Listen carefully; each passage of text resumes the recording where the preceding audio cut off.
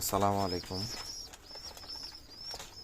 আমার ভিডিওতে প্রায় আমার এই কালদম নটটা আর একটা চুইনা মাদি দেখাইছি আমি। তো এগুলো আসলে নারায়ণগঞ্জ থেকে আনছিলাম।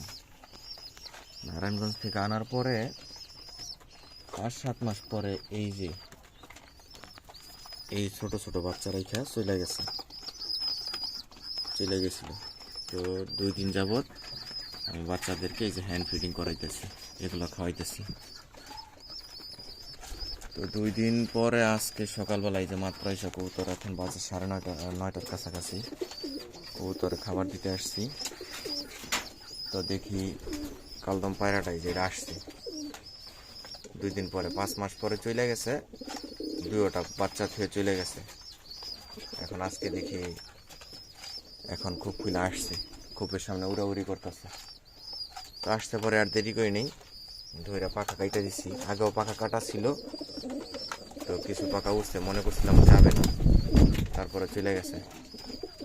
যাক, মাদিটা আসে নাই, নটটা আসছে, আলহামদুলিল্লাহ। আল্লাহ তাআলার শুকর। আল্লাহ তাআলার কাছে আমি বলছি যে আল্লাহ, আমার জন্য যা উত্তম ফয়সালা তা আপনি করেন।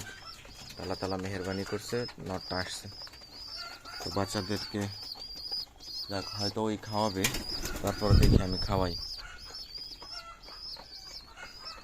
আলহামদুলিল্লাহ।